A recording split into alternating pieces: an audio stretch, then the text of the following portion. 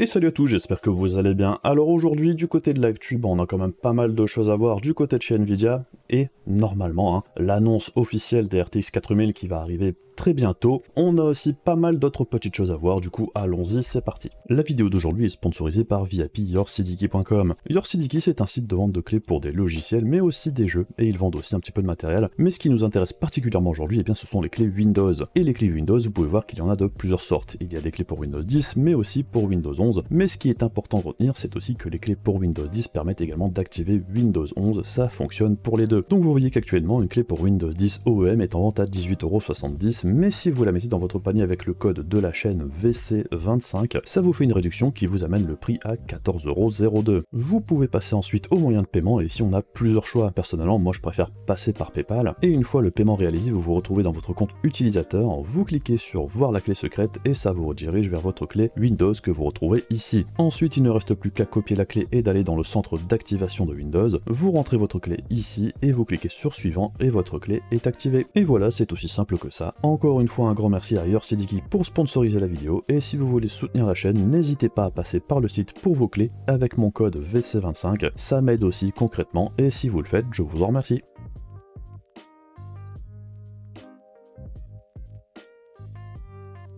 Et donc on commence avec Intel et la 13e génération de processeurs Core chez Intel.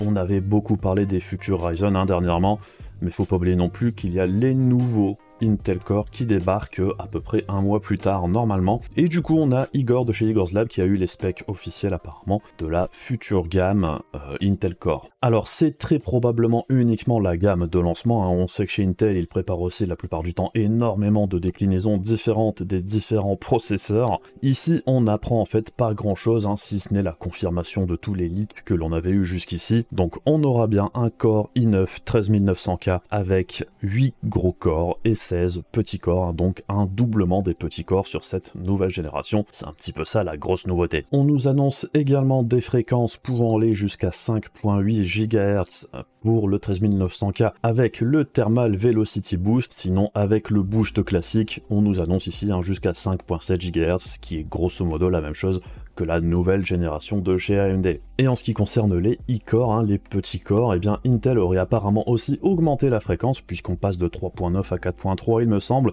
ce qui est là aussi une belle montée au niveau de la fréquence. Bien évidemment, tout ça, ça se fait avec une consommation en hausse, puisqu'on nous annonce ici encore une fois jusque 253 watts de consommation. Après on avait aussi entendu dernièrement parler d'une techno qui permettait d'aller au-delà, on verra si ce sera présent, mais bon, oui, en toute logique, ces nouveaux processeurs de chez Intel sur le très haut de gamme, ça va consommer beaucoup. On aura aussi bien évidemment le 13700K qui sera bien un 16 corps, 8 gros corps, 8 petits corps. C'est la même configuration que le 12900K actuel, c'est juste que du coup on pourra avoir ce type de configuration là pour un tarif moins élevé qu'avant, mais dans la logique au niveau des performances, ce 13700K devrait se rapprocher du 12900K en multi-threading. On devrait aussi avoir un gain de performance en single thread avec cette nouvelle génération, ce qui veut dire que pour le gaming par exemple, le 13700K sera très certainement meilleur que le 12900K actuel. Au niveau de la consommation, c'est 253 watts également, avec le max en turbo power, aussi peut-être plus intéressant pour pas mal de monde, le 13600K, et là on aura bien 6 gros corps plus 8 petits corps. Encore une fois, c'est le double de petits corps par rapport au 12600K. Ici aussi, on aura une augmentation de la fréquence d'environ 200 MHz par rapport au 12600K. Au niveau de la conso, 180 watts en max turbo power, avec une conso de base qui peut se limiter à 125 watts si on veut. Bien évidemment au coût de performance en moins, bien évidemment, mais ça c'est valable sur toute la gamme qui va arriver ici chez Intel. Au niveau des fonctionnalités entre la génération 12 et la génération 13, en réalité il n'y a pas grand chose qui change, c'est plus ou moins la même chose. On a quelques petits changements, par exemple le support officiel de la mémoire, maintenant ça passe de la DDR5 4008 à la 5006, bien évidemment ce genre de truc, ça ne change rien par rapport aux kits de RAM qui sont proposés et qui sont overclockés d'office, c'est juste que le support officiel, bon, maintenant c'est 5006. Et au niveau des chipsets, on a un peu plus d'infos officielles du coup sur le Z690, et ici encore une fois, pas de gros changements par rapport au Z690 actuel. On a toujours 38 lignes PCI Express maximum, par contre ce qui change c'est la façon dont elles sont distribuées. Là où avant on avait beaucoup plus de lignes PCI Express 3.0, on allait jusque 16, maintenant sur le Z690 on peut aller jusque 8. Et là où on avait avant jusque 12 lignes PCI Express 4.0, et bien maintenant on peut aller jusque 20. Par contre, en ce qui concerne les lignes PCI Express du processeur, pas de changement, toujours 4 lignes PCI Express 4.0 et 16 lignes PCI Express 5.0. Et le seul autre changement notable entre guillemets, c'est l'ajout d'un port USB 3.2 2x2 par rapport à 4 avant, donc on passe de 4 à 5. Bon, en réalité, le chipset Z790, si vous avez un Z690 actuel, pas de raison de changer. Et je rappelle encore une fois que le Z690 actuel et même le B660 pourront accueillir les processeurs de 13e génération. Donc vous pouvez acheter une carte mère maintenant si vous trouvez un bon deal. Ça va tout à fait bien fonctionner. Bien évidemment, on aurait aussi aimé voir le prix, bon ça sera pour plus tard lors de la présentation officielle très certainement. Ça va arriver assez rapidement aussi, puisque ça devrait être à la fin du mois. Et l'autre point important à retenir quand on a vu tout ça, c'est que oui, c'est ce que l'on avait entendu dire, pour la sortie, on ne devrait avoir que les processeurs allant du 13900K au 13600K, tout ce qui est 13600, 13400, 13500 ou le 13100, ça devrait arriver plus tard, très probablement en 2023. Donc si vous devez faire une config avec un 12400F ou un 12100F, vous pouvez y aller actuellement, il n'y aura pas grand chose à attendre de plus au niveau performance-prix sur cette génération 13 chez Intel, pour le moment. Et on passe maintenant côté carte mère chez AMD ce coup-ci, puisqu'on a eu une idée de prix des cartes mères AM5 en X670, et le moins qu'on puisse dire, c'est que ça devrait être cher, mais ça on s'en doutait un petit peu. De tout ce qu'on avait entendu dire jusqu'ici, le X670, même de base, bon c'est pas donné, on le voit ici, et le X670E, voilà, c'est encore un autre délire. Puisqu'on a eu des premiers tarifs officiels de la part de chez MSI, où on voit par exemple que la X670E Meg de base c'est 700$, la X670E Godlike à 1300$, la X670E Carbon Wi-Fi à 480$, et la petite X670 Pro à 290$, tout en sachant qu'ici c'est du X670, non E, donc c'est moins cher, mais ça reste quand même très très cher à titre de comparaison. La Z690 de la même gamme chez MSI, ça tournait plus aux alentours des 200-230$, même en Europe. Donc bon, très clairement, si vous voulez passer sur la plateforme AM5, il faudra attendre l'arrivée du B650 qui est prévu pour le mois d'octobre. Ça va arriver assez vite derrière, c'est juste que le jour de la sortie, il n'y aura que du X670 ou X670E, et là vous savez que vous allez douiller. Après je vous avoue que ça fait quand même mal au cul, puisque le X670P ici à 290$, il n'y a pas si longtemps, le haut de gamme, voire très haut de gamme au niveau carte mère, ça tournait aux alentours des 300$, bon perso je trouve ça beaucoup trop cher. Si ça avait été plus aux alentours des 200 balles, j'aurais dit bon ça suit les tarifs de ce que l'on a vu chez Intel dernièrement, mais là c'est encore une fois un cran au-dessus. Bon, faudra s'arrêter à un moment, ça devient vraiment n'importe quoi, surtout quand on voit ici des cartes mères à 1300 balles. Faut arrêter le délire. Bref, on entame maintenant le tunnel Nvidia, puisqu'il y a eu pas mal de news et de rumeurs ces derniers temps pour les RTX 4000 et pour la génération actuelle aussi. Et on commence du coup avec le bundle Spider-Man qui vient de sortir hier. Donc on avait eu un bundle avec 2 jeux, c'était avec Doom et tout ça. Bon, celui-ci a été remplacé par un bundle maintenant avec Spider-Man qui est sorti dernièrement sur PC. Encore une fois, le bundle ne concerne malgré tout que les RTX 3080 et supérieurs. Toujours chez Nvidia au niveau des tarifs, on a vu des baisses assez spectaculaires sur certains modèles cette semaine sur la boutique officielle, les tarifs officiels d'Nvidia, puisque la 3080 Ti est maintenant proposée à 1090€, la 3090 Ti à 1330€ et la 3090 à 1200€, ce qui est quand même une baisse assez énorme, surtout pour la 3090 Ti, puisqu'on a à peu près à moitié prix par rapport à son prix de sortie il y a quelques mois. Bon, ceux qui l'ont acheté à l'époque à plein tarif, ils doivent quand même un peu avoir mal au cul, puisque là c'est quand même une baisse assez énorme du tarif. Encore une fois, pour moi ça reste toujours trop cher, surtout que maintenant on est vraiment très proche de la suite.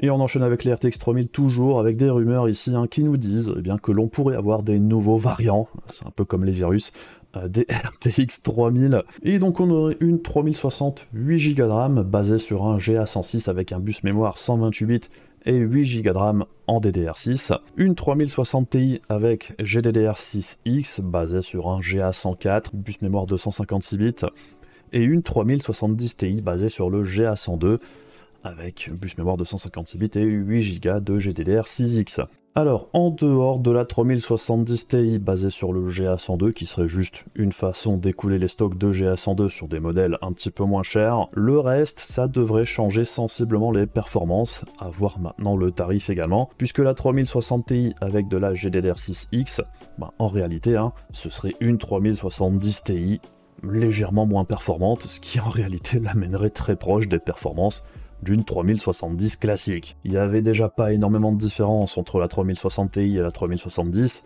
cette 3060 Ti GDDR6X serait vraiment, elle, encore plus proche. Je pense qu'on serait à environ 5% à la louche. Par contre, en ce qui concerne la 3060 8Go de RAM, alors c'est toujours basé sur la même puce que la 3060 classique et la 3050. Par contre, au niveau du bus mémoire, on a quand même une belle baisse, puisque la 3060 12Go de RAM, on a un bus mémoire 192 bits.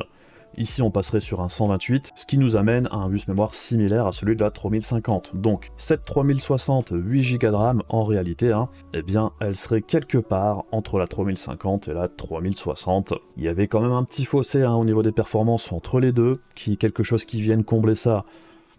Pourquoi pas à la limite, faut voir le tarif, encore une fois, c'est ça le plus important. Donc bref, on verra bien si ça se vérifie, je sais, c'est encore des déclinaisons des RTX 3000, on en a déjà trop. Alors si ça se vérifie, c'est principalement uniquement des nouveaux modèles pour écouler les stocks, ni plus ni moins, faut juste voir ça comme ça. Après moi, pourquoi pas, si les tarifs sont intéressants. Et on enchaîne maintenant avec les RTX 4000 avec Nvidia qui commence à nous teaser très probablement la future génération de GeForce, puisque les différents comptes Twitter d'Nvidia ont été mis à jour avec Nvidia GeForce, donc ça concerne bien la gamme GeForce, avec le Project Beyond. Et à la suite de ce teaser, on a Videocard qui ont apparemment eu confirmation que le GeForce Beyond, ce sera la présentation des RTX 4000 à la GTC. Donc c'est bien le 20 septembre à 8h du matin Pacific Time, donc c'est quelque part dans l'après-midi chez nous très certainement. Donc ça colle pas mal avec les rumeurs que l'on avait eues dernièrement, comme quoi on aurait eu une présentation des RTX 4000 à la GTC. Alors je sais, on n'avait jamais eu de présentation de GeForce à la GTC. Jusqu'ici, on était un petit peu dans le doute s'il n'y avait pas une présentation plus orientée intelligence artificielle et tout ça, puisque c'est ce qu'on nous avait dit. Bon, là apparemment, on se dirigerait bien vers une présentation des RTX 4000 le 20 septembre. On avait aussi vu passer la semaine dernière une supposée RTX 4080 emballée dans un plastique. Alors il y en a beaucoup qui disent que c'est un fake. Personnellement, je suis pas vraiment persuadé que c'en soit un. Dans la logique de tout ce que l'on a entendu dire depuis, c'est pas impossible que les futurs RTX 4000 en Founders Edition et ce design là. Et on a eu d'autres fuites, rumeurs depuis, qui nous montrent que les RTX 4000 pourraient bien reprendre, en gros, le même design global que ce que l'on avait eu avec les RTX 3000. Faut pas oublier qu'Nvidia avait passé pas mal de temps à travailler sur ce design pour les RTX 3000, donc c'est pas vraiment surprenant qu'il soit réutilisé ici. Et chose que l'on voit très clairement ici par rapport au RTX 3000, c'est la taille des ventilos qui serait plus grand que la dernière fois, puisque ça vient manger sur les bords de la carte. Alors c'est un choix de design, ça veut probablement dire aussi que ça pourrait être mieux refroidi qu'avant, et on peut espérer certainement aussi quelque chose d'un petit peu plus silencieux, puisque sur certains modèles, les Founders Edition de la génération précédente, au niveau du bruit, c'était pas toujours ça. Et en parallèle de ça, la même source aurait eu un graphique des performances des RTX 4000 par rapport au RTX 3000. Alors c'est très certainement du 4090 contre 3090, où on voit que sur la plupart des jeux qui sont présentés ici, on s'approche d'un x2 au niveau des performances. Par contre, ce que vous notez très clairement ici, c'est que ce sont tous des jeux avec ray tracing. Donc que l'on ait un x2 au niveau des performances sur les jeux avec ray tracing, c'est pas vraiment surprenant. Malgré tout, ça reste quand même relativement impressionnant quand on connaît la lourdeur du ray tracing sur les jeux en question. De faire un x2 par rapport à la génération précédente et par rapport à la plus grosse carte de la génération précédente, reste quand même plutôt pas mal. Donc ça veut dire que oui, on aura une belle augmentation des performances très certainement en rasterisation, et encore plus au niveau du ray tracing. Reste à voir bien évidemment d'où vient le plus gros gain de performance. Est-ce que ça vient des nouvelles unités ray tracing? Est-ce que c'est aussi les unités rasterisation qui ont beaucoup évolué également? Bon, de ce que l'on sait jusqu'ici, on a quand même une belle augmentation du nombre de culs d'accord et aussi de la fréquence dans la logique. ça devrait être un bon mix des deux. Et autre rumeur sur les RTX 4000, eh bien on pourrait avoir deux variantes de la RTX 4080 sur le marché, un petit peu à l'instar de ce qui avait été fait à l'époque avec la 1060 6 Go et la 1060 3 Go. Donc on aurait un modèle 16 Go pour la 4080 et un autre modèle en 12 Go. Alors je vous avoue que je suis plutôt sceptique sur ce sujet-là, faut prendre ça avec de grosses pincettes, c'est pas totalement impossible, hein, mais ce serait plutôt surprenant de voir débarquer d'entrée deux modèles de RTX 4080. Alors pourquoi est-ce qu'NVIDIA ferait ça? Alors ça pourrait être principalement uniquement de la segmentation, hein, puisque ça voudrait dire qu'on pourrait avoir une RTX 4080, le modèle 16 Go basé sur le AD103, et une RTX 4080 basée sur le AD104 ou AD103 au choix, hein, donc le modèle à 12 Go. Donc on pourrait soit avoir l'AD103 castré, ou soit un AD104 complet, ou plus complet qu'avec une RTX 4070. Personnellement, hein, si ça se fait, je pense que ça devrait plutôt s'appeler 4070 Ti plutôt que 4092 Go. Mais bon, après tout, hein, pourquoi pas, encore une fois, le plus important au final, eh bien ce serait le performance-prix. Ici, on n'a pas l'info. Enfin bref, voilà un petit peu ce que j'avais à vous dire cette semaine hein, sur les dernières news et rumeurs jusqu'ici. Le plus intéressant dans l'histoire, bon bah c'est très certainement l'annonce des RTX 4000, hein. En réalité c'est dans à peu près 12 jours, hein, donc ça va arriver très vite. Et comme pour la présentation d'AMD pour les Ryzen, on va essayer de suivre cette présentation d'NVIDIA pour les RTX 4000 en stream, donc si ça vous intéresse, hein, n'hésitez pas à venir faire coucou sur Twitch, il y a les liens dans la description de la vidéo. Bref, si la vidéo vous intéressait, n'hésitez pas à faire les trucs casse-couilles de YouTube, hein, comme d'habitude, ça aide concrètement la chaîne. On se retrouve très rapidement pour d'autres vidéos, bisous à la prochaine, salut!